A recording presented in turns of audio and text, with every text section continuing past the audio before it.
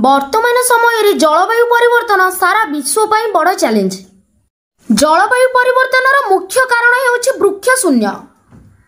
शह शह वर्ष तलर वृक्ष काटी दि जाउछि। पृथ्वी जंगल शून्य होबाकु बसिलानी। टीवी न्यूज रे आमे देखिबाकु पाउछु जंगल जळुछि।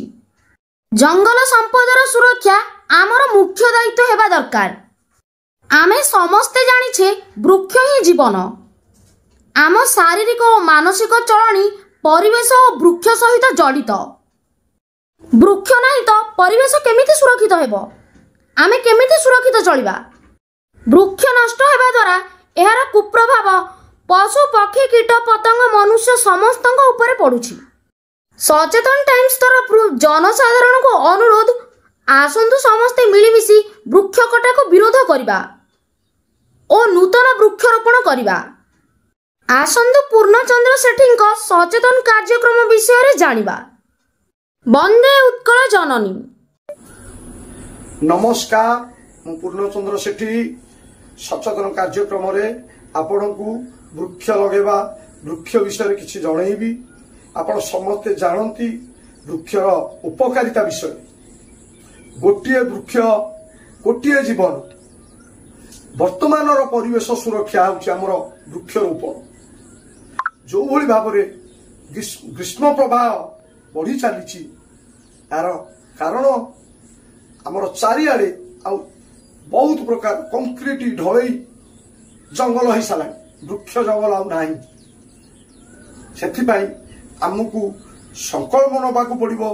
आम प्रतिज्ञाबद्ध बा आम घर पाखे जो खाली जगह टी अच्छे गोटे गछ लगातु बढ़ातु। तार गछर चेर घर कांथरे कौन प्रभाव पड़ो ना। एमती गछ लगातु, एमती वृक्षरोपण करूँ।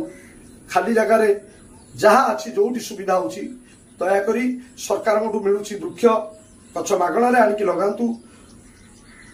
आम पृथ्वी को, आम देश को, आम राज्य को, आम गाँ को, आम युवपीढ़ी मान आम भविष्य पीढ़ी मान आम एबठू चेष्टा करवा।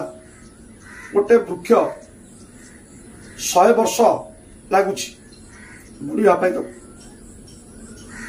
ताकू आमे काटी दौचे। आमे काटुने जी भी हेले काटी दौचे। से काटिया वृक्ष काटिबा गछ काटिबारु निवृत्त रहंतु। गछ थाई आम सुविधा आम करवा।